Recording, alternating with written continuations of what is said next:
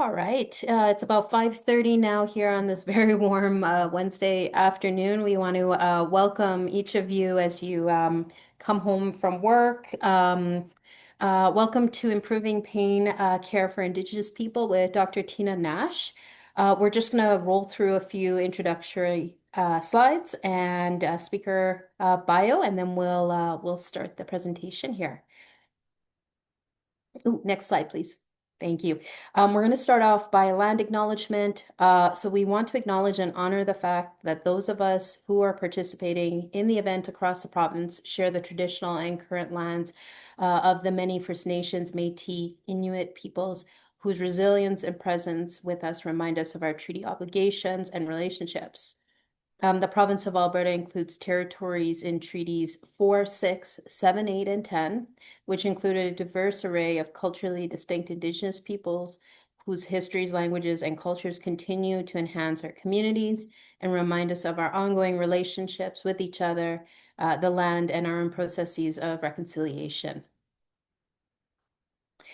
Just disclosures, this program receives in-kind support from the Alberta College of Family Physicians in the form of webinar infrastructure.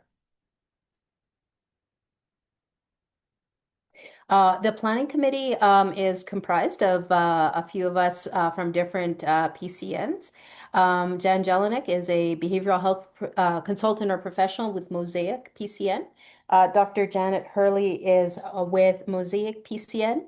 As you note, we've got some vacancies with Calgary West Central PCN, Highland PCN, and of course, Calgary Rural PCN. So if you're here representing those different PCNs, please feel free to join our small but mighty planning committee. Just want to give a warm welcome to Dr. Dino Schmelnick. Sorry if I mispronounced your name, from Bow Valley PCN. And Paul Fulbrook, a pain team manager from South Calgary PCN. Dr. Lori Montgomery from the PCA Calgary Pain Program. Dr. Tina Wong from Calgary Foothills PCN and the Alberta Virtual Chronic Pain Program. And lastly, my name is Nicole. I am a social worker by trade, and I'm with the Calgary Foothills PCN. Please use the Q&A function to ask questions related to the talk, and the chat box if you have technical or logistic questions. We've got some staff here that can support, and we will certainly save questions typically to the end. I'll leave that up to Dr. Nash to decide what she'd like to do, but we'll certainly make sure we make time for that. Your feedback really drives future sessions as well. And so via the link that you will find in the chat box towards the end of the session, that's a place that you can provide that, and or when the evaluation form comes out this week. That's also another way to claim your professional development credits as well. So upcoming rounds that we have, the role of primary care managing pelvic pain is going to be hosted on July 20th, and we are already planning for the 2026 and 2027 season.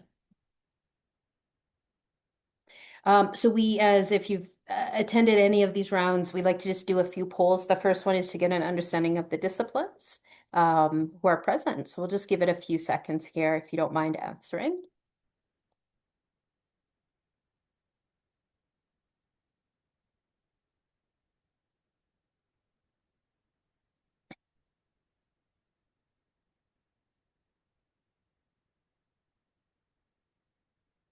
Okay, so it looks primarily, I'm just going to make sure that I don't misrepresent, that 100% of our audience is family physicians today, which is unique. Usually we have some of our other healthcare professionals in the crowd. All right. And then the second poll that will be launched here is your PCN and the location. And yes, thank you to the 6 who responded.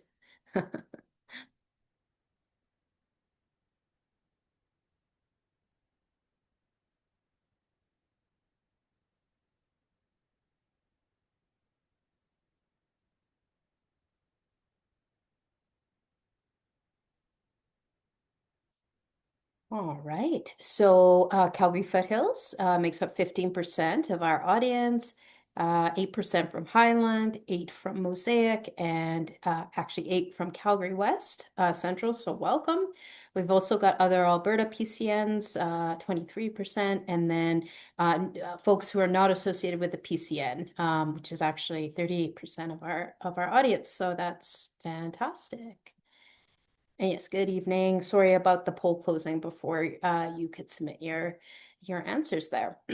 So today's learning objectives are to consider ways to improve experiences for Indigenous people accessing pain care, reflect on ways to bring the concept of two-eyed seeing to pain care, and address aspects of physical, mental, emotional, spiritual aspects of pain. All right, and now we'll just do a quick introduction to Dr. Tina Nash. She is the IPAC's resident director, born in Whitehorse, Yukon, and is a proud member of the Tahltan Nation. She's a mother of 11 and grandmother of 7. Dr. Nash graduated from the Cummings School of Medicine at the University of Calgary and completed her clerkship training in Yellowknife.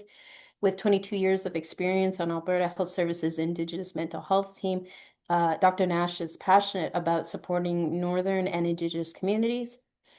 She brings a holistic approach to care, integrating physical, mental, emotional, and spiritual health, and believes that love is the greatest medicine we can all give our patients.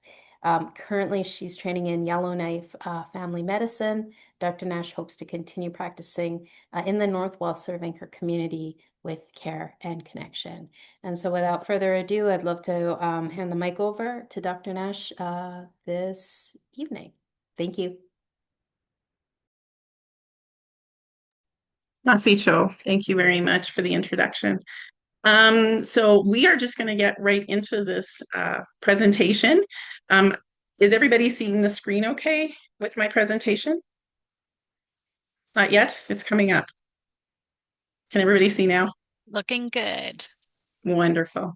Okay, so this is a presentation on improving pain care for Indigenous people.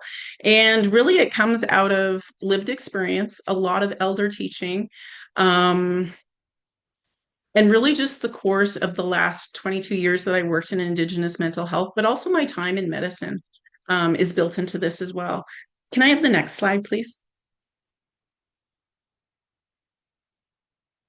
So we kind of went through faculty and presenter disclosures. I have no relationships with financial interests. I have no research support or grants. I do not get a speaker's bureau or honoraria for this talk. I have no consulting fees, no patents. But the things that I am involved with, I am the IPAC, which is the Indigenous Physician Association of Canada. I am the resident director. I've been the resident director for the last 2 years during my residency. And next week we will elect a new resident director because I will be done residency.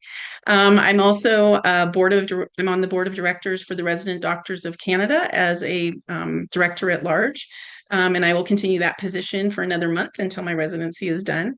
And I was recently on the CARMS board of directors. I had my last meeting on Monday. I was in a mentee position. I had no voting privileges on that board, but in a mentee position with the board through IPAC. Next slide, please. In terms of financial support, there is no external financial support that this program has received, but it does receive that in-kind support from the Alberta College of Family Physicians who provide the Zoom platform for our presentation tonight. So thank you. And next slide. So just to mitigate any potential bias, all of these learning objectives are developed by the planning committee, and they were provided to me prior to the presentation. Me and Lori met, and I had an idea of what I should present, and she was like, oh, hang on, this is what we kind of need to look at. So I revamped my presentation, and this is what we have tonight. The presentations are viewed by that planning committee prior to the presentation to ensure appropriate balance. Next slide, please. So I know we did a land acknowledgement, but I just wanted to go ahead and do, oh, my slides are not working. That's weird. I just wanted to go, oh no, now I completely lost where I am. I'm hoping I don't have to read off my sheet, but it looks like I probably will. So I apologize for that. Give me one sec. I'll see if I can get into another view where it allows me to see my notes. So I don't have to read off my piece of paper. There we go. Okay, so we'll begin with the land acknowledgement. And as I begin this gathering, I just want to acknowledge the land that we're meeting on. And I have a few land acknowledgements to make. When I was in medical school, often people would put up a slide that would say the land acknowledgement, but they didn't really realize that when you do a land acknowledgement, you're actually in a place of ceremony. And it's a place of bringing together all of our spirit, all of our energy into thinking about and having gratitude for the land that we're on and the caretakers who have been the caregivers for that land. And so the first one I want to acknowledge is for the Tahltan Nation. Um, Wherever you may be joining from, that land always has been and will always be Indigenous people's land. And so it's important to have that recognition for those lands and the bounty that we receive from those lands. So I respectfully acknowledge the traditional and unceded and ancestral territory of the Tahltan Nation. It's a nation that I'm so very proud to be a part of. I'm from the Athene family, and also the Wolf clan. I recognize and deeply appreciate the Tahltan people, their enduring connection to the land and the waters. And this has been since time immemorial. And I'm also deeply appreciative to the foundational governance and stewardship of this territory. Next slide, please. I also pay tribute to Treaty 7 territory, which are the traditional territories of the people of Treaty 7, which include the Blackfoot Confederacy, who are comprised of the Siksika, the Piikani, the Kainai, and the Tsuut'ina First Nation, as well as the Stoney Nakoda, including Chiniki, Bearspaw, and the Goodstoney First Nations. The city of Calgary itself is also home to the Métis Nation within Alberta, including Nose Hill Métis, District 5, and the Elbow Métis, District 6. Next slide, please. I also want to acknowledge and offer my deepest gratitude for the stewardship of this land in Treaty 6 territory, where I'm currently doing my residency for a couple of rotations. I want to acknowledge the enduring presence and the deep traditional knowledge of the Indigenous peoples who so generously share this territory with me today. I want to honor the diverse Indigenous people whose ancestors' footsteps have marked this territory for centuries. The Nahio, the Dene, the Anishinaabe, the Nakota, and the Niitsitapi peoples. I also acknowledge that this is the Métis homeland and home of one of the largest communities of Inuit south, the 60th parallel. Next slide. I would be remiss if I did not acknowledge the territories of Yellowknife because this has been my homeland for the last 3 years where I've done the most of my medical training. First, my longitudinal clerkship and now my residency training. So Yellowknife is kind of shaped by Treaties 8 and 11, which were signed in 1899 and 1921. They're the treaties that cover the Northwest Territories. And I want to acknowledge with gratitude and love that Yellowknife is located within the Chief Dry Geese Territory, the traditional lands of the Yellowknives Dene and the North Slave Métis. We also respect the diverse cultures of all Indigenous peoples of that region. Next slide, please. So our elders always ground our knowledge sharing in ceremony. And ceremony is such an integral part of healing an Indigenous community. And so in keeping with that, I want to continue with sharing ceremony with you because as a presentation will show, it's so fundamental to our identity as Indigenous people, but also to the nurturing, the growth, the restoration, and the healing. Those are all key in our relationship. It's our relationship with ourself. It's the relationship of everything that's ever been, and it's a relationship to something that's greater than ourselves. Our elders will say that Creator is perfect, loving energy. And within that realm of perfect love, there is no judgment.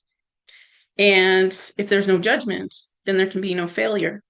And in turn, if failure doesn't exist, there is no unworthiness. So we are all one energy and we are all worthy. And we always have been, and we always will continue to be. We never have to qualify.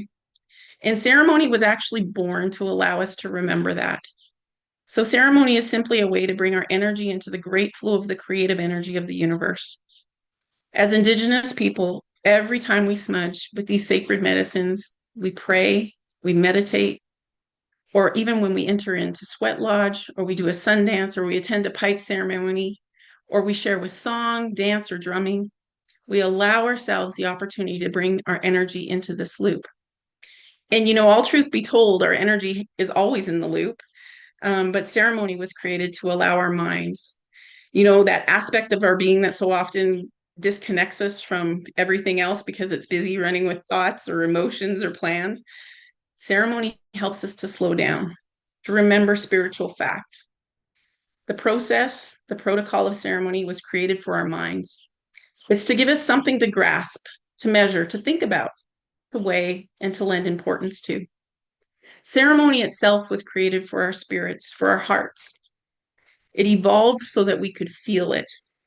Ceremony is a way to allow our emotional energy to encounter the wonder, the awe, the reverence that comes from an encounter with the divine, the sacred.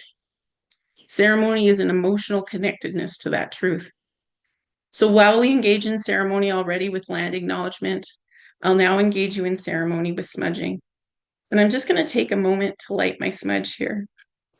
I mean, it's always better to do sacred medicines in person, but I'll do it from my home to share with you in this virtual encounter, wherever you may be.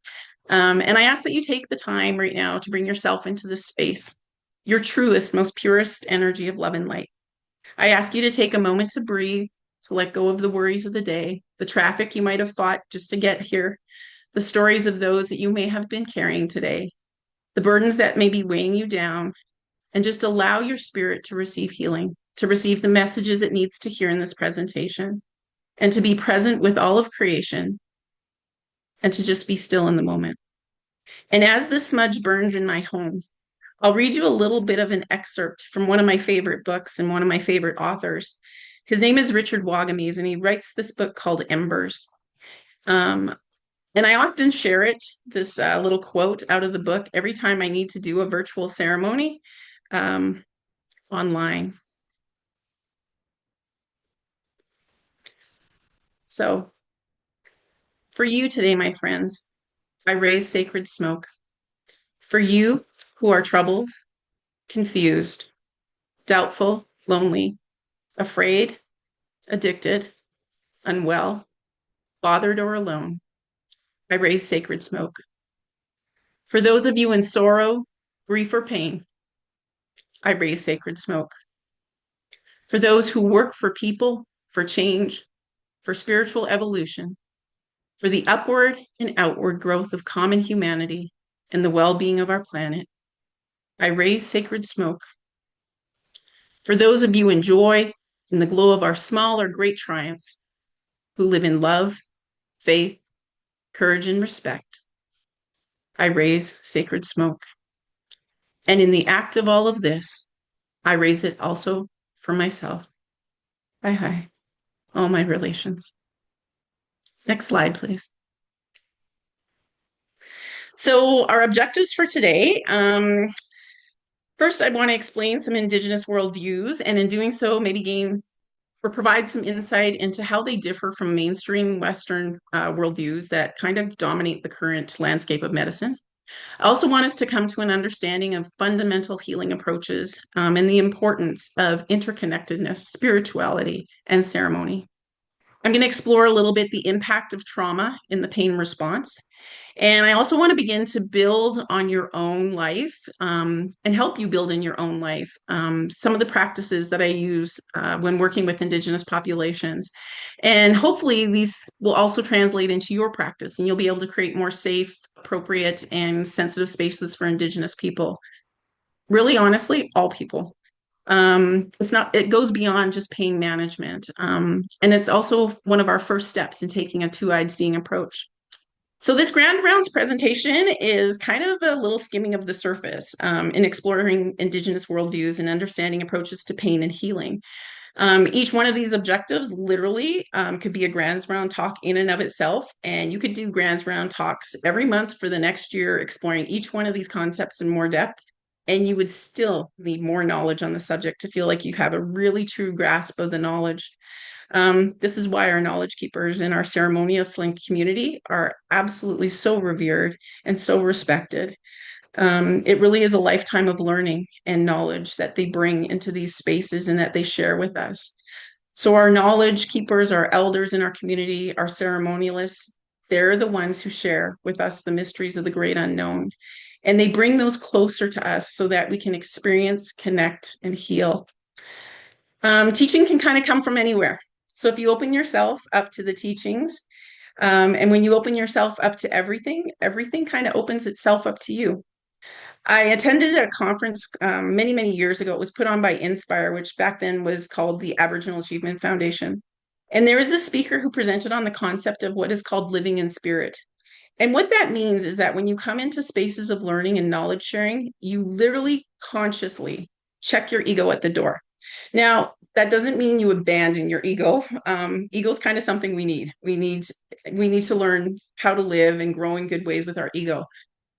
But in moments of learning, ego can sometimes get in the way. And you'll know that it's present to kind of thwart your learning when your mind says, oh, that's not right. That's not what I know. That doesn't apply to me. So I ask you tonight to check your ego at the door. Meet up again with it when you leave the space and engage in discussion with it. But for now, allow your spirit to be fully open to learning and to allowing your spirit to hear what it needs to hear and to take away what it needs to make your journey forward. The things I'll share with you tonight are knowledge, concepts, understandings that weren't necessarily taught in medical school or residency, or really any post-secondary educational institution. They might seem a little airy-fairy at first, maybe a little too metaphysical, and maybe not scientific enough. But I want to challenge you in the realm of scientific knowledge to be open to understanding what is that which is evidence-based. So the things that are verified by double-blind, randomized control trials as scientific truth, versus what is evidence-informed. And when I say that, evidence-informed, it's those things that have been around for hundreds of years and proven through experience to be truth. It's the ways of Indigenous people. And many of the ancient medicines that we know today are evidence informed, and it's not until man finds a way to kind of validate that and its authenticity through evidence-based methods that we'll be able to understand that evidence informed truth. If you want to learn more about how Indigenous evidence-based knowledge is being validated in those informed, more evidence-based areas, there's a book that Dr. Nicole Redveers, who's a Dene from the Northwest Territories, wrote. It's called The Science of the Sacred. And I definitely invite you to read that book. Next slide, please. So Indigenous people are storytellers. Our knowledge is always passed down through oral teachings, song, dance, drumming, ceremony. Occasionally, and more recently, oral history has taken on the form of written accounts for the purposes of sharing with the broader non-Indigenous community. But our way of referencing our knowledge is not via like a formatted APA citation. Rather, we acknowledge the whole person who shared that knowledge. So this is just a listing of but a few of the many knowledge holders who have shared their wisdom with me that is pretty specific to this presentation. Some have written works about this knowledge that I'll share with you at the end, but most of these people have passed down oral teachings that inform my presentation tonight. So I list them here so that you can begin to know where my knowledge arises from. And in doing so, acknowledge the many gifts that these blessed spirit beings have shown to me in terms of Indigenous ways of knowing and being. And their teachings that honestly guide my life every day and guide my approach and connection with Indigenous people. They guide the way I provide care for Indigenous people and the way that I support Indigenous people in their healing journey so that it's culturally appropriate and sensitive. Next slide, please. So we are all interconnected. I cannot begin to talk about Indigenous approaches to pain and healing without first acknowledging that there is epistemological racism that exists in our current medical system. Indigenous ways of knowing and being are worldviews that are often in contrast with the Western worldview, which is pretty much validated by the physical. And that's literally the vast majority of my learning in medicine too, has been about the physical. Occasionally I got a little bit of mental health. Like honestly, I think we spent maybe a week doing mental health, but everything was about the physical.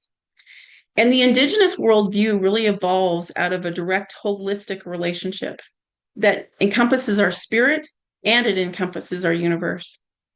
It's a worldview in which the individual is part of creation.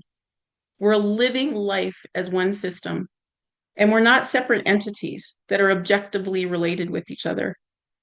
Indigenous worldviews recognize social and cosmic relationships, where there's a very deep understanding of respect for self, others, all of nature, especially the land, the water, the air, the cosmos, the sun, the moon, the stars. It's our connection to these that contributes to our health. Our food become our medicines, and our strength is found in these elements, especially the land. I find it really interesting how in the hospital setting, we're focused on early mobilization for patients as a measure of kind of morbidity and mortality risk. So, how soon after a surgery or illness can somebody begin to mobilize? And we use this as, kind of a measure of health status. We ask people to begin to mobilize as soon as possible. So, they can prevent DVT. So it becomes our DVT prophylaxis. There's literally a box to check it off, early mobilization as DVT prophylaxis. Um, and that focus is really on the physical. But my understanding of why we need to mobilize is much, much deeper, and it's related to the spiritual. We need to mobilize because we need to feel the strength of Mother Earth beneath us, to know that we can stand and that we can be supported in our healing. We need to know that all of creation shows up for us in that moment, and that we can connect with the land, and that we can draw strength from that which provides for us with each step we take. I know that's a much more metaphysical approach and understanding to the simple act of just getting up to mobilize. It goes much more beyond the physical prevention of a DVT. It's about connecting to the spirit of the land. It's about connecting the person once again to the spirit of the land. We also have teachings like this about the cosmos. So I show this picture of the northern stars, which is taken just outside of Yellowknife near my house. And most people would just look at it and say, oh, that's such a beautiful display of color and light. Some people might see the magnetic energy that's generated in that phenomenon as they look at it. But as an Indigenous person, what this represents to me is our ancestors. They come together to dance for our healing, all my relations, not just the two-legged, but all life on earth, all plants, all beings, those that fly, those that crawl, those that swim, those that walk on two legs or four legs, and those that slither along the ground. Our ancestors dance with the spirit of the cosmos. And once again, in a display of unity and connectedness of energy. So it's not just the land and all the spirit upon and within it that Indigenous people are connected to, but it's also the spirit of the cosmos. So to find meaning in outer space, we as Indigenous people turn to inner space. And in this inner space, we can turn to the universe that connects us in outer space. Dr. Redvere's in her book, The Science of the Sacred, breaks down that actual science behind some of the things that I talk about, which is way too detailed for me to get into here, but I really recommend that you read that book. We have wholeness of the universe, and our land permeates inwards while extending to our outer space. This is kind of the fundamental insight that all existence is interconnected, and we are in that relationship of interconnectedness at all times. So I guess the only way we really become well as Indigenous people in our communities is if we're given space to be able to relate to creation, ourselves, others. I mentioned earlier on when we were talking amongst the planning committee that I'm just finishing up an ICU rotation. And, there's been such a focus on getting people into rooms with natural light and, get them to where there's a window so you can prevent delirium. But once again, that focus is on the physical. When I think of getting a patient into a room, with a window, it's way more about understanding that they have this metaphysical relationship with all of creation. And the more that we can connect that person with that, where they can see the trees, where they can see the sky, where they have the sun that shares space with them, where the moonlight penetrates the darkness to touch their spirit. In those instances, then our patients can be connected to all of creation. So it's a much more spiritual response to that connection, so that we can manifest healing in an individual. I just finished a palliative care rotation as well. And, through that rotation, every patient that I had an experience with, do you know what they all wanted and what they all requested?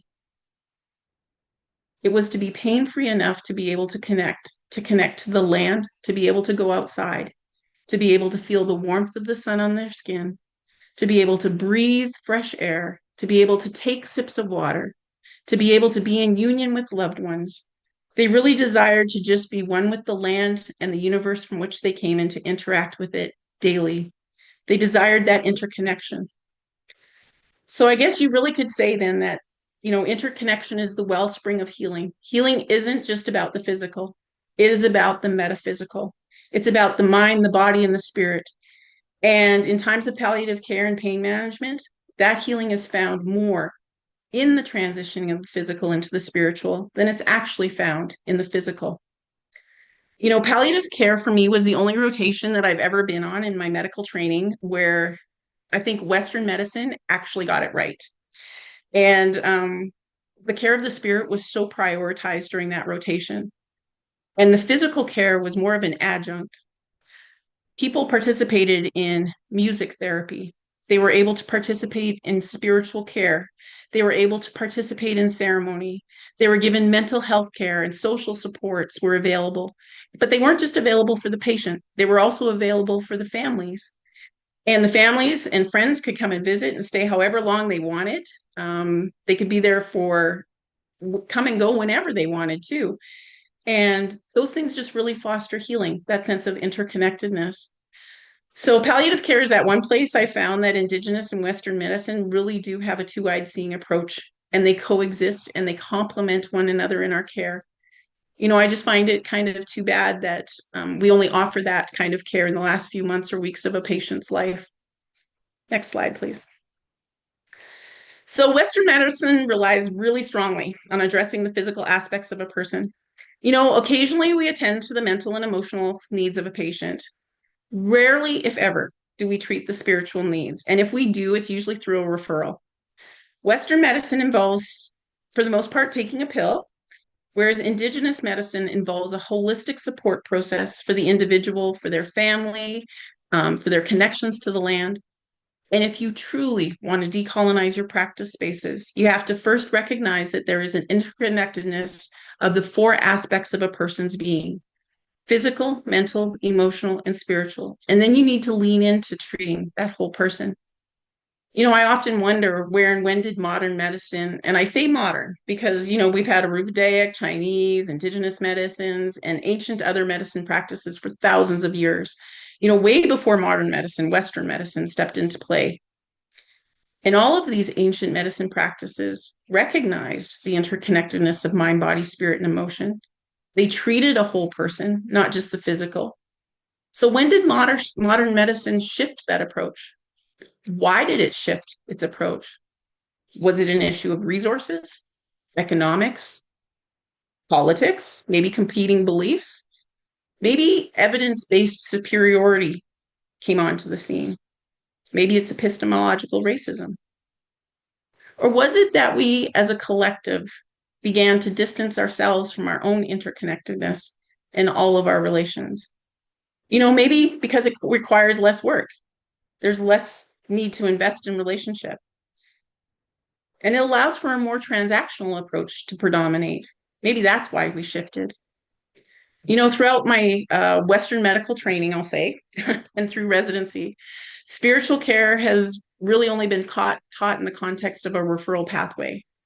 Yet we, as practitioners in a caring space, literally practice spiritual care with our patients every day in every encounter.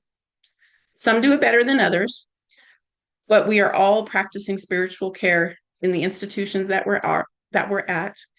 I just think we haven't named it as such. Can I have the next slide? This kind of care is manifest in the love that we have, not only for the work that we do or who we do it with. It's not just our patients, but it's also the love we have for our allied healthcare professionals and our colleagues.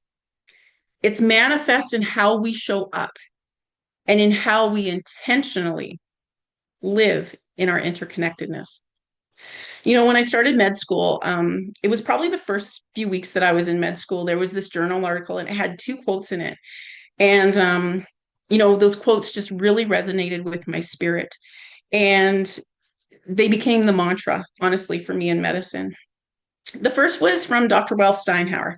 Now, if you don't know who Dr. Ralph Steinhauer was, he was the 10th lieutenant governor in Alberta, and he was the first Indigenous lieutenant governor of Alberta, Indigenous person to be a lieutenant governor, sorry, in all of Canada. He was actually born in Morley in 1905, which, if you didn't know it at that time, was actually the government of the Northwest Territories because Alberta didn't exist yet. He attended the Duchette residential school in Red Deer, and he was asked by Prime Minister Trudeau to be the lieutenant governor of Alberta. He was the chief at Saddle Lake for almost 3 years, and he was awarded many multiple honorary doctorate degrees and made an officer of the Order of Canada, which I think happened in 1967 for him. And while that's really impressive, it was the message in a quote that he was noted for making that really resonated with my spirit. Now, before I tell you what that quote is, I'm going to introduce you to another Indigenous physician because he contributed to that quote. His name's Dr. James McCocus. He's an Indigenous doctor who's probably best known to the general Canadian public as the winner of Amazing Race Canada, season 10. But in our Indigenous community, he is so highly regarded and respected for his revitalization of ceremony and community and traditional Indigenous practices and the use of traditional medicines with a focus on trans care in his medical practice. He too is from Saddle Lake, and the quote that he added to, so this is how it goes. Dr. Ralph Steinhauer said, "The best medicine we can give our patients is love." And then the next part to that quote, Dr. McCocus added, "We need more love in medicine." And it was those two quotes that became my mantra, honestly, through med school. And they're the two things that every day guide my practice. So whenever I go to see a patient, regardless of what it's for, I always have those two quotes in my mind and my heart and my spirit. The best medicine I can give my patient today is love. And there needs to be more love in medicine. How different do you think your practice of medicine could or would be if this were the first thing you thought of in every patient encounter you had? Would you find more joy in your work? Would you find more blessing in your encounters? Would your daily purpose change? I got a bit of pushback from my preceptors when I took this message on as my foundation for medical practice. Preceptors generally would come up to me and they would ask me, what are you thinking before you go in to see that patient? And I know they wanted the physical explanation. They wanted the differential diagnosis. But honestly, what I was thinking was more about the metaphysical and the interconnectedness that manifests itself first in spiritual connection. And that is love. My response, much to the surprise of my preceptors, was always, I'm thinking, how best can I show love to this patient in this moment? And then off I would go. And one preceptor actually challenged me. He said, well, that's really nice, but it's not going to help you much in a code situation. And I had to think about that for a minute. And then when I replied to him, I said, yeah, actually it will, because it's going to motivate me to perform the very best CPR I can. And then it's going to help me to follow my ACLS guidelines and algorithms to the very best of my ability. Because when I go in with love first, I go in with spiritual care leading the way, and the rest will follow. I also had the opportunity to go to Nepal in November. It was part of a research group with the U of C, and there were multiple schools participating in this global research initiative, and they were gathering to discuss ways to increase rural and remote physician retention and to discuss challenges of this, but also to discuss the integration of Indigenous learning and Indigenous learners into that space of medicine. I was really, really taken back by how third world countries like Nepal, like Malaysia, like Laos, were doing so much better than we were in this Western space in terms of graduating physicians who literally love rural medicine and who are serving Indigenous populations or who themselves are Indigenous and thriving in that space of medicine. But then when I read their mission statement, it actually made a lot of sense. So the Bataan Academy of Health Sciences, known as PAWS, their mission statement says, we're dedicated to sustained improvement of the health of the people of Nepal, especially those who are poor and living in rural areas, through innovation, equity, excellence, and love in education, service, and research. When your mission statement for those you are putting into medicine is focused on love to begin with, you already set the stage for spiritual care to be part of your curriculum and your practice. We don't necessarily have any kind of similar statements in our Western medical schools and systems of care. And I often wonder what would medicine in Canada look like if we had this kind of a mission statement, the kind that Nepal has. And that's how we started the journey of medicine, for our learners. I also put up the Dene laws here, which are kind of direct community members to love each other, to love each other as much as possible. Now, this is just but one Indigenous group, but most Indigenous groups across Canada, I would actually say all Indigenous groups across Canada have similar approaches to behavior in community where the focus is on love. And the medicine that's needed for individuals, family, community, and nation healing is based in that. It's kind of the foundation for our restorative justice approaches. It's part of the reunification of family approaches. It's part of our response to suicide crisis, opioid crisis, family violence, addictions, and community. And I'm going to show you a video of Dr. Esther Tailfeather. She has a documentary from the National Film Board of Canada that really talks about how love heals a community and the meaning of empathy in community. Our spiritual acts, ours, that relate back to others, is going to begin with love. The suffering of one really affects the suffering of all. We're all interconnected. And so when we love one, we can love all. Can I have the next slide and we'll watch just an excerpt of Dr. Tailfeather's video.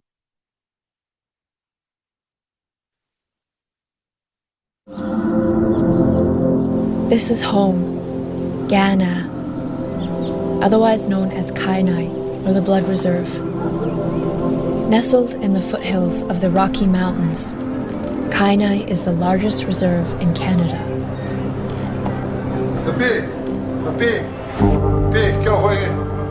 Beginning in 2014, fentanyl flooded the illicit drug trade on the reserve. This new reality has forced our community to approach addiction in radically different ways. Hello. The difficulty was in convincing people that harm reduction is the route that we have to take. By no means is it celebrating addiction, but what it does is it celebrates the lives of people without judgment. Our group here is looking at expanding what we have to do to help our community heal. There you go. It could save a life. It's very heart-wrenching when you go on a call and people are breathless. And we can't sit back and expect things to change without doing the work. Progress notes. Trying to get off these oxidatives by yourself, it's hard. The next thing we want to do is address a detox facility on reserve. History marks the Bloods as some of the fiercest, strongest people there ever was. And I want us to get to that point again. I'm happy. We have a Blackfoot word that's called Gimmat-bi Bitsin, which means giving kindness to each other. Thank you. And that means also compassion for those who are suffering. It's an amazing thing that they've done. And in my eyes, they're heroes.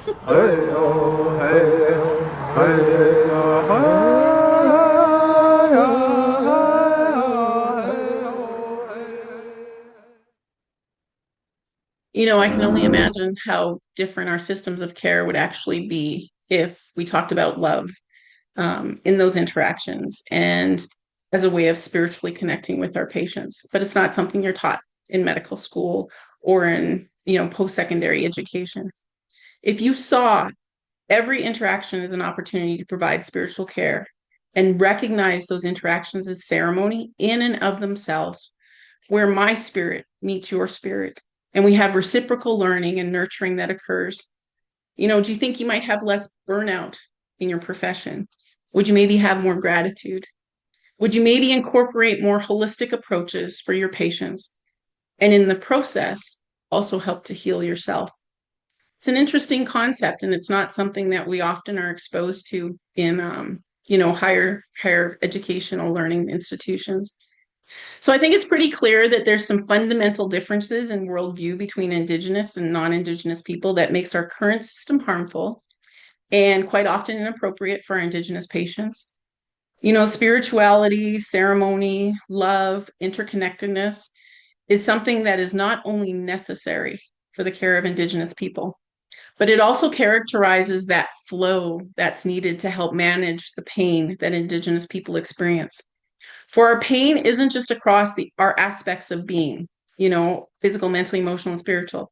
It also occurs across our phases of life. When we were a child, when we were an adolescent, when we're an adult, when we're an elder.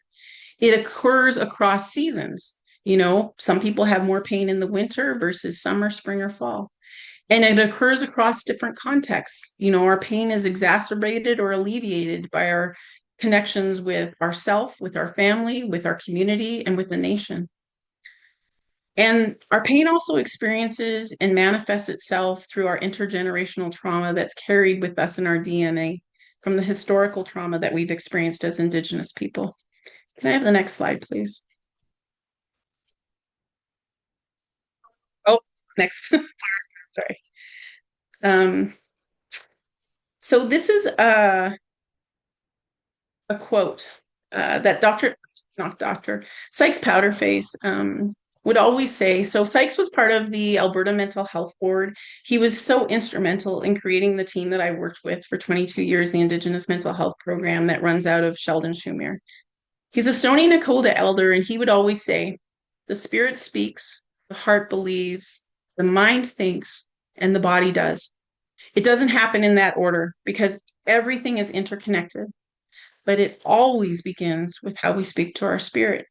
So we need to speak good into our spirit for the rest to follow.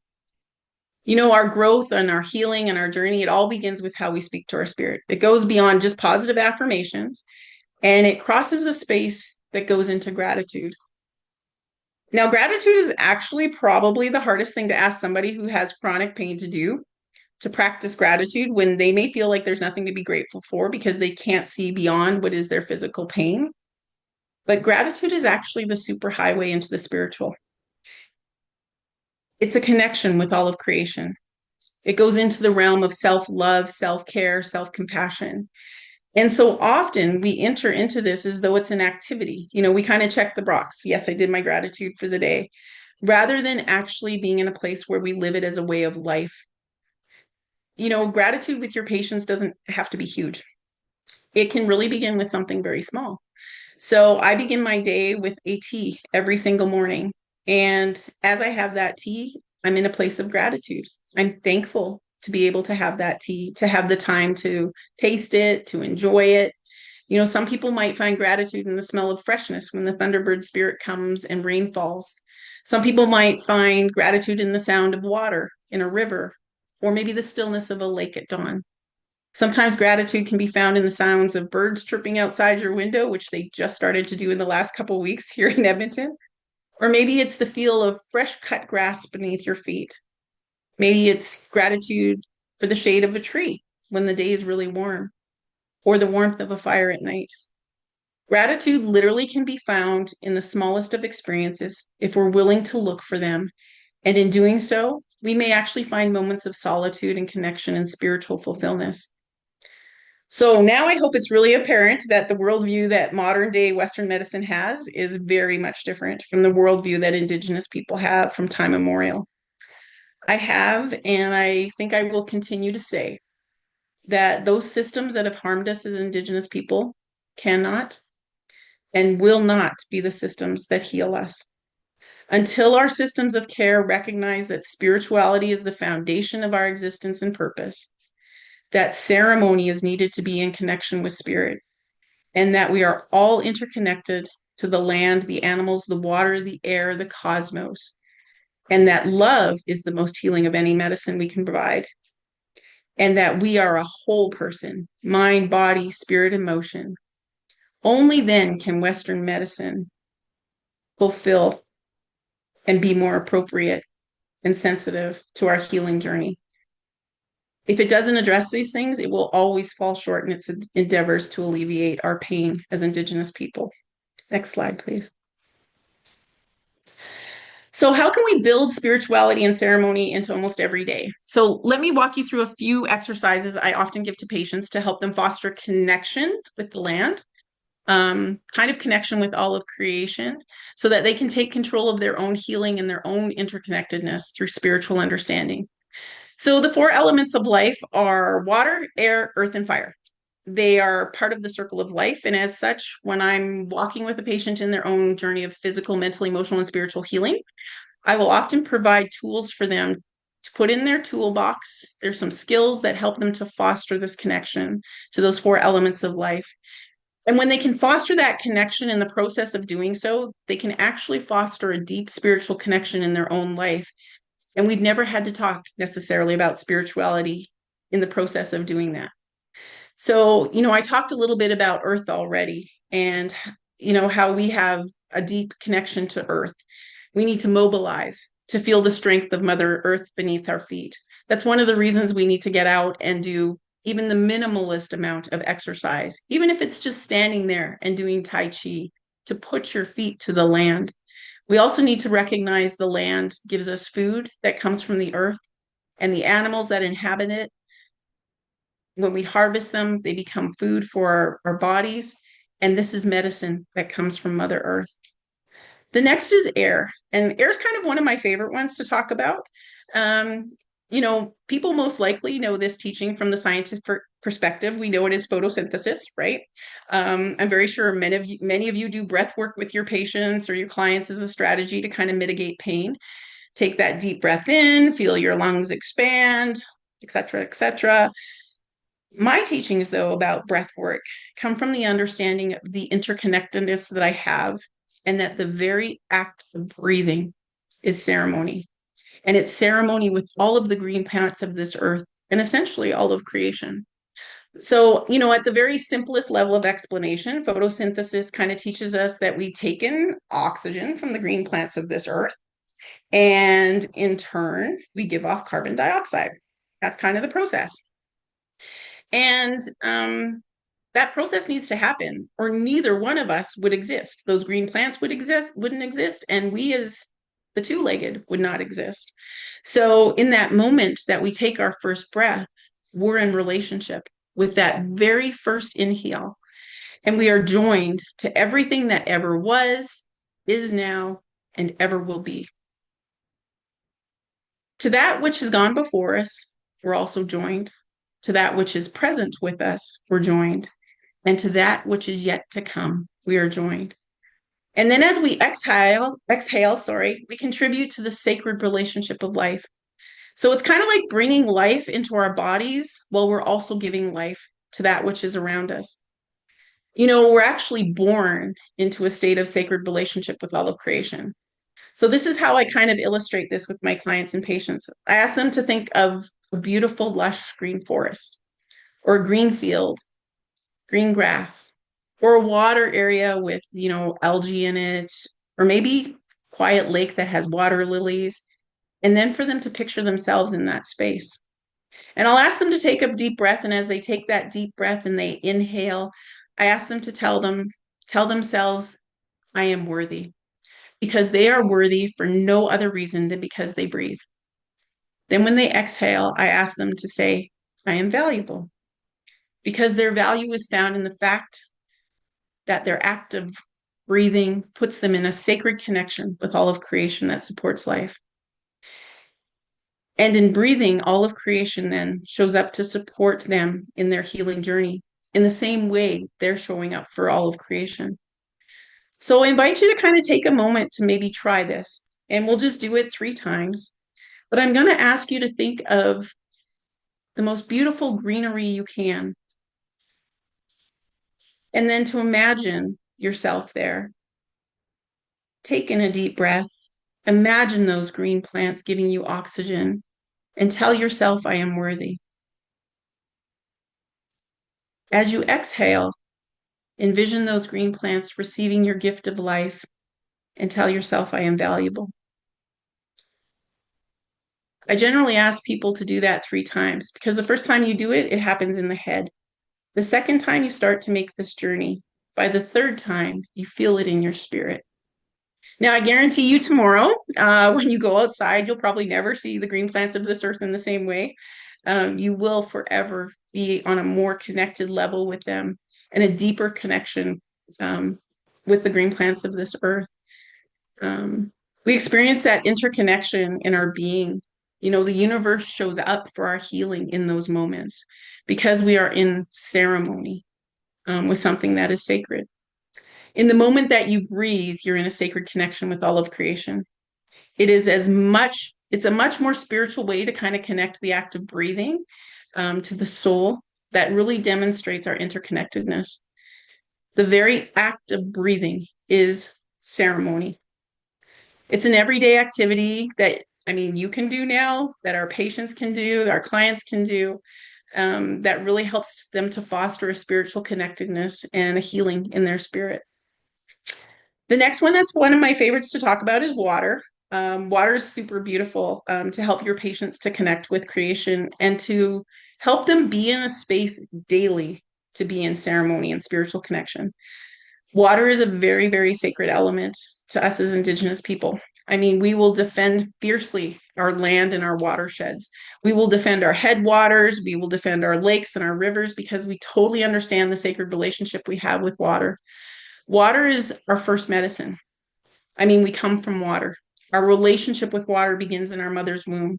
It nourishes us in our mother's body, and it nourishes us here on Mother Earth. It's sacred because just as our connection to air is sacred, it sustains life. Water also is sacred because it sustains life in the same ways that air sustains life.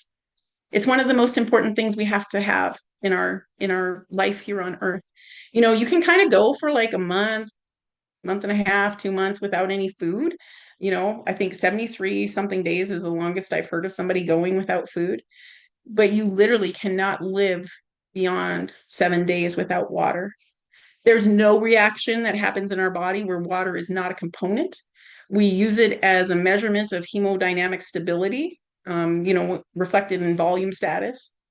It's so integral to how we function and how we live well, and literally for our very survival. You know, there's entire Indigenous clan groups and societies in Indigenous community that pass down teachings of water to younger generations. We have guardians who are appointed of the water. There's such a deep reverence for the spirit that water has. You know, it's a sacred relationship once again. On the medicine units, I find it interesting because, you know, a lot of times we'll walk around and we'll tell patients, you need to have more PO intake. And usually that's in the form of water. We bring them a little glass of water and we tell them, here, you need to have more PO intake of water, mostly because we recognize you need to have it to function.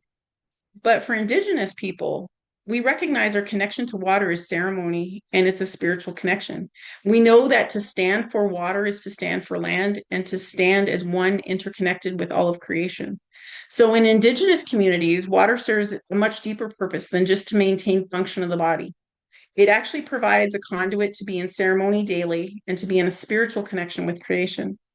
Once again, if you ever get to hear Dr. Nicole Redveers speak, she'll often talk about the spiritual relationship that we have with water. In her talks, she'll challenge people to find out where their water source comes from. So if you are in Edmonton right now, I think your water source comes from the North Saskatchewan River. If you're in Calgary, the Bow River. You know, if you're up in Whitehorse, which I have a picture of here, your water comes from the Yukon River. If you're in Yellowknife, it's going to come from the Yellowknife River. But every time you take a drink of water from that water source, you are that water source. The river's rhythm runs through your veins to nourish, restore, renew, and heal. That's how interconnected to one of the most important elements of life you are.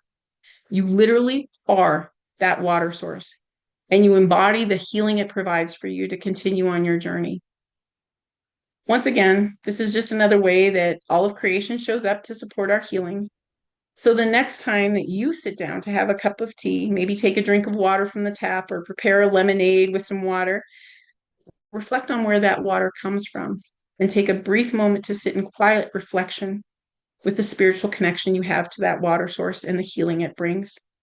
You know, it's another way for us to be in ceremony daily and to be connected to the elements of life. In many ways, it'll probably change the way you see and taste water from now on. And it'll probably create a stronger spiritual connection that you have to water and to see water as our medicine.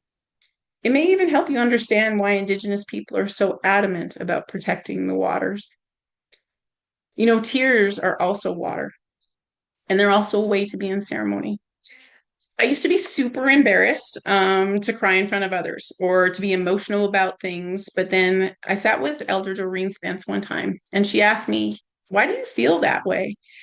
And then she provided a teaching for me that to this day I share with patients whenever a patient cries with, or I say with me because I'm always in the presence when they're crying. So, but I'm not necessarily crying at the time, but whenever they cry, it also reminds me of the purpose of my own tears. So, Elder Spence shared with me, she said, "On your tears are carried to the Creator. It's the things you cannot articulate.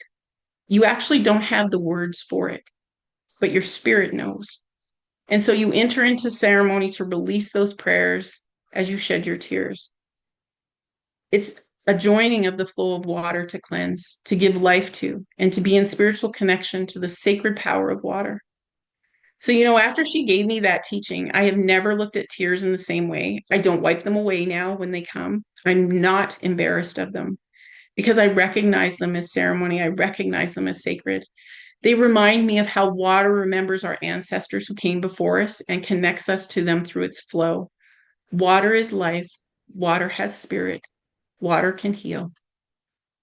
Next slide, please. So this is kind of that web of interconnectedness, kind of expanded, that I talk about. There's the four aspects of being: physical, mental, emotional, and spiritual, the four phases of life: a child, a youth, an adult, an elder, the four phases of development, times of day, use of medicines, just basic elements of life. And these are usually always layered when I walk through a patient with these. We'll always start off with the aspects of life. Some people have called this the medicine wheel. I know it as the sacred hoop, the circle of life. And as you walk with a patient in this journey, or a client, you document where they're at. So we'll just take very first one: emotional, spiritual, mental, and physical. So I'll have somebody come in and I'll ask them, "How are you doing physically? Let's talk about your sleep. Let's talk about your appetite. Let's talk about your exercise. Let's talk about your aches and pains that you feel in your physical body. And now let's talk about mentally. How are you doing? Are you ruminating about things? Are you having foggy thinking? Are you having indecisiveness? Are you fixated on something, or are you catastrophizing?" Then we'll talk about the emotions that a person's having. Are you happy? Are you sad? Are you frustrated? Are you angry? Are you fluctuating between emotions? Are you dysregulated? Are you numb? And then the last one that I always spend time with patients on is, how are you doing spiritually? And that's usually the one that really gets people because they have to think about it for a minute.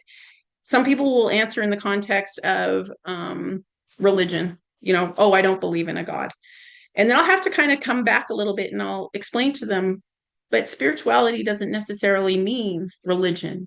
It means, how do you connect your spirit to something that brings you joy, that fills your cup, that motivates you, that brings healing into your life? And that can be a number of things. I have a number of things that feed my spirit. One is definitely smudging, being in ceremony, doing sweat lodge. But then there's other things that connect me spiritually. Music. Music is a wonderful connection to the spiritual. I love being out on the water, even though I'm really scared of deep water, but I love to sit by it. I love to put my toes into it.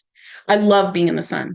I could lay on a beach all day long and just soak in the rays of the warmth of the sun. Those are things that feed my spirit. So it doesn't always have to be something formally ceremonial, but it can be those moments that you connect in your spirit. So I'll often walk with patients through that. And then as we meet other times, we'll talk about, now tell me about what happened to you as a youth or as a child, that feeds into the pain that you experience now. And we'll layer these different aspects of walking the four directions in the circle of life. When this patient has walked this circle and made those necessary changes or implemented new strategy, then you walk the circle again with the knowledge of knowing what went on in the first go round of that circle. So I'll often get, my patients to talk about where they're at now. And on the outside of that circle for each of those quadrants, put where they'd like to be so that we have goals to work towards. And then they pick which one they want to prioritize in each one of those quadrants. So when they leave my office, they leave with a prescription per se for holistic healing in their life. And then we'll meet back in a couple weeks to review, how are you doing with that? Let's walk that circle again and pick up another piece of a priority for you for healing. And so, in that way, healing's never a destination. It's kind of a continuous journey, and it's about progress, never perfection. It involves the patient in the process of healing so that the patient can literally heal themselves. And in that process of walking these four aspects of being physical, mental, emotional, and spiritual, you bring the perspective of those other layers into it as well. And how you do this often will explain a lot of times how people experience their pain, and what things exacerbate their pain, what things alleviate their pain. If you want to learn more about this process of walking, the sacred circle and then revisiting it, Suzanne Mathout wrote a really beautiful book called Legacy, Trauma Story and Indigenous Healing. And so you'll find more information there. Next slide, please. So this is the book I was talking about by Suzanne Mathout. And these are a couple of the books that I've used along my journey of learning how to work with Indigenous people. I mean, there's vast amounts of evidence that suggest and confirm that the effects of trauma on the body and our response to pain are manifest in inflammation and pain itself. And it's books like these, ones that say, I don't know if you've ever read the Body Says No, The Hidden Cost of Stress, or The Body Keeps the Score, or The Body That Heals Itself. I mean, all those provide evidence of how stress really impacts health and well-being. And they show that stress reactions are a big part of negative health outcomes for Indigenous community. The chronic stress of colonization, forced assimilation, illness, disease, racism, and ongoing discrimination. I mean, the list could go on and on. Those are stresses that are created every day for us. And then you layer on top of that intergenerational trauma, and you see why we have so many health issues and that the pain that we experience is so multi-layered. I mean, you really only have to give any Indigenous person an ACEs questionnaire to know how much they have been affected and how early on in life they have been affected. And I mean, all that pain kind of manifests itself, and all that stress manifests itself in things we learn in medical school. I mean, we learn about IBS and how it's directly related to stress. We learn about the endocrine system and how it responds to stress through hormone imbalances. We learn about insulin dysregulation, which then leads to diabetes, retinopathy, neuropathy, nephropathy, PCOS. And we learn about whole body inflammation and how it manifests as chronic fatigue syndrome, fibromyalgia, multiple, chemical insensitivities or immunosuppression. Our white blood cells are really great, for injury and infection, but when it comes to inflammation and that inflammation becomes chronic, we then get this long list of disorders, which include arthritis, asthma, allergies, heart disease, diabetes, cancer. And I mean, those are just the physical manifestations. There's also so many more mental, emotional, and spiritual manifestations that go along with having chronic pain. What all these studies and statistics and literature tell us? They tell us that colonization has had a negative effect on Indigenous minds, bodies, and spirits. And it also often leads to what is the dis-ease that's felt in Indigenous communities. And that becomes the physical manifestation of intergenerational trauma. Can I get the next slide? So I just want to spend a really, oh, yes. Oh, sorry, I don't want to interrupt. I just wanted to let you know we've got about 5 minutes left before we need to wrap up. Perfect. I have 2 slides and we will wrap up. So Western medicine tends to focus on disease, so a disorder of structure or function in a human, animal, or plant, especially one that produces specific symptoms that affect a specific location, but it's not simply a direct result of physical injury. So disease is a thing in and of itself, and the way to help people is to remove the infecting agent. For Indigenous people, we're more likely to suffer from dis-ease, which often occurs as a cluster of non-specific symptoms that come and go. And these come and go among various organ systems and locations in our body. And they really result from a post-traumatic stress response of the physical, mentally, emotional, and physical aspects of our being. So holistic medicine sees the dis-ease that is caused by physiology that becomes disrupted, and it turns inward and against itself. The treatment for that is the restoration of balance, mind, body, spirit, and emotion. So a holistic practitioner will ask what is causing this disruption, and will use the circle, the sacred hoop, and we'll use those kind of approaches to seek to address what that disruption is and design our treatments around that. Indigenous and holistic approaches to medicine really look at that internal environment and its relationship to the elements of life, aspects of being, all my relations. And that's so important in determining and recovering from dis-ease than actually looking at an affecting pathogen or an agent itself. When we're functioning well and in balance, the human body works in the same way everything else in the universe works.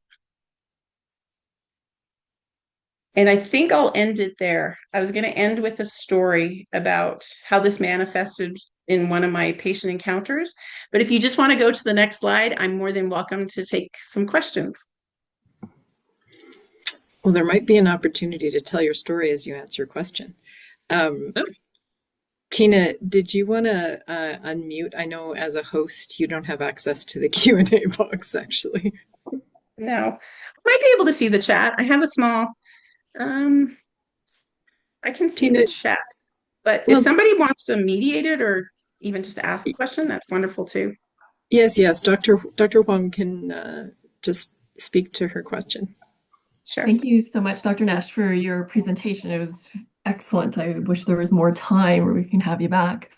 I work in hospice and palliative care, so I really like the parallel you put between Indigenous ways of learning and approach to healthcare and palliative care. I think it would reduce some of the cognitive resistance that a lot of patients, families, and clinicians have with regards to incorporating, especially the spirituality aspect. Mm-hmm. It is a slow process. I think it's worthwhile to take the time initially because I do believe we're going to have bigger benefit if we approach it this way to start. But I'm wondering, from your perspective, what are the most effective methods to encourage other people? So that's administrators, our colleagues, patients to welcome this approach because often it's looking at numbers and TNAs and all that stuff. You know, it's one thing to talk about what spirituality looks like and feels like. It is a whole nother thing to experience that. And so, you know, I had an elective last summer with Dr. Makokis where I was able to go and do a fasting camp with him. And I was the doctor for the people who were coming into camp, you know, doing their physicals before they went into Sweat Lodge and went into the fasting ceremony, you know, for other people who were coming to visit and support those campers who maybe should not have picked up an axe, but did to try and cut a tree and then cut themselves. I also cared for them. But just being in the space of ceremony, you cannot give words to that. You really have to experience that. So maybe it's about calling and asking those administrators and you know, those people who are in the places of making decisions to come and be a part of that. I know Dr. Makoka's invited people from the Emerge department, and so now this year there will be more Emerge physicians who are participating in that ceremony simply because he asked somebody who was non-Indigenous to come in and be a part of that experience. So I think the more that we invite people into our spaces to experience ceremony with us, the more that we engage them in that process, that's how we'll get the buy-in, put that in quotes, for it to be more a part of our systems. That's great. Thank you. Janetta, do you want to go ahead? Say hi, Tina. Nice to see you. I didn't know you were here. I'm going to tell a story today. It's check week. I ride my bike to work. I was going to King Thunderbird to do my street pregnancy outreach clinic. And I had to stop and help somebody who is in status epilepticus after an overdose. And I could talk about recovery position and airway and naloxone. But we figured out what his name was, and we kept telling him we care for him and we want him to breathe, and we just kept talking to him, and we said, hey buddy, you got to stay with us, we really care for you. And his friends were there and doing the same thing, and it's incredibly emotional, and I think it is important for us to cry afterwards if we're feeling stuff. So I've had my but for him to wake up, and I think it's also it's regulating for everyone to just acknowledge that there's some emotion in the room, and that there was a visiting and a connectedness that happened. And I bring it up because you and I have connected over research before. But one of the things we're doing in research is exploring this idea of visiting as the medicine itself, the relationality, the Gyokewen. And I'm just curious if your teachings, if along the way, if anyone's ever really connected that notion of relating and visiting, in obviously this person was experiencing deep emotional and spiritual pain. But is there what can we do in the moment, even when we think people can't hear us, to connect with them? Any thoughts? I think it comes back to what Sykes would say: the spirit speaks, the heart believes, the mind thinks, the body does. Doesn't happen in that order. It's all interconnected, but it always begins with how we speak to our spirit. So when you come into those spaces in a spiritual way, filled with love to give, it transcends into that relationship space. You know, it's hard to talk about these things because there is no science, like, the evidence-based science to say this, but there is the evidence informed that says from time immemorial, relationship has been what has kept us going. Not just us as Indigenous people, but any peoples, to have relationship with one another. And so I think when you come into those spaces and your spirit is in a good place, to be in relationship with somebody, it will just happen. The rest will follow. We do, Our yeah, elders talk about that all the time. and we do know, I mean, community members have told us, they know, they pay attention, they feel like they want to get better, they want to get well if somebody doesn't just step over them, if somebody stops and gets to know their name and relates to them. So thank you. Thank Thank you. you for sharing your story too. There's a question in the Q&A that is appropriate, given that I interrupted you before you had a chance to tell your story. So Angela's expressing some gratitude for your excellent presentation and says, I know storytelling can be an important aspect of Indigenous healing, and I'm wondering, with the time restrictions we face in healthcare, how do you incorporate storytelling as part of holistic care? I'm pretty sure people are not going to like this, but I don't necessarily believe in time. Time is kind of a colonial thing. For us as Indigenous people, we don't go by like this clock, but we do have a respect for time. So, there used to be these jokes, oh, you're on Indian time, you're always late. That's not necessarily how that works. We are where we need to be in the time that we need to be there. So when I interviewed for my residency program, I remember going to programs and saying, at the end of this program, are you expecting me to be the 15-minute appointment person? Because I will never be that. I cannot walk physical, mental, emotional, and spiritual with a person in 15 minutes. The least I could do is 30. And I think we don't change the way the system is until we change how we do things, because we are the system. And so I have also found that the more time I spend with somebody, the least likely they are to be coming back in a week or two. So it's the trade-off. I can spend more time with you now, or I can see you in maybe 2 weeks or 4 weeks, or I can spend 15 minutes with you now and see you in another 3 days or 1 week, because you're going to be coming back. And so I really think that it's us as practitioners who have to set those boundaries and be like, I cannot give holistic care in that short of a time frame. And then advocate for yourself to be able to have the time that you need. I think storytelling, when you set the space for that, our elders always say that talking can be very healing. So often, if people can just have their story heard, They don't necessarily need to be coming back many, many times, but we don't create the space for that. I have loved being a resident, absolutely loved it, because we get that extra time with patients that normally, other practitioners don't get. And so I have absolutely taken advantage of that.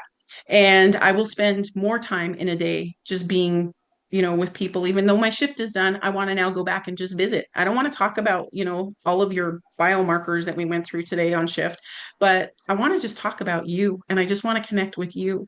And, I don't get paid overtime for that, but my spirit definitely loves being in that space, and it feeds my spirit for the next day. So I think sometimes we just have to advocate for the things that we need and be the change makers in medicine that we need to be. That's lovely. I know we will probably have some people drifting away because we did tell them that we would be finishing at 6:45, but I wondered if you wanted to take the opportunity to tell the story that I interrupted you and you didn't get a chance to tell earlier. Sure, I could definitely tell it. So I'm gonna have to read it off my paper though, because I lost my screen that has my notes on it. So, so this I was doing. If anybody's familiar with what this looks like, this is a Nubik, and a Nubik is absolutely beautiful. So that first picture is the sunrise ceremony where you haven't had daylight for like 6 weeks or more. And now all of a sudden the daylight comes up and it's up for maybe 2 minutes. But those colors are just as vibrant as they are in real. Like it is beautiful up there. So I had this patient who came in and she was 30 something. She had had migraines for like 20 something years. And she regularly comes in, sees different locums all the time because we have a lot of locum population in Inuvik. And she came in and she sat down and she came in for occipital blocks and for her migraines. And it was interesting because she's had them for many, many, many years. She came down to Edmonton to get them. She goes to Yellowknife to get them. She comes to Inuvik to get them. Like wherever she's at, that is her treatment. It treats her symptoms. And I proceeded to go through what I've been taught in medical school when it comes to a headache. Let's go through all the pertinent positives, negatives, red flags, just to make sure. And I had done a quick review of her chart before she came in. So I kind of knew she'd been asked this many, many, many times. And when she sat down beside me, we had this conversation and she said, I'm just here for my nerve block. And I said, well, do you mind if I go through a few questions? She's like, you are not going to ask me anything that I haven't already been asked. And I said, okay, fair enough. I can understand and appreciate that you've been asked many, many times about your headaches and the pattern of them and everything else. And I said, but if you would just give me the latitude just for a couple questions, I would really appreciate it. And so she kind of rolled her eyes for a minute and she's like, yeah, sure. And I proceeded to ask her, when did your headache start? And she said, oh, when I was 14. And she answered it like that. Like she didn't even miss a beat. She didn't take a moment to think about it. She knew when those headaches started. What do you think my next question was to her? Anybody?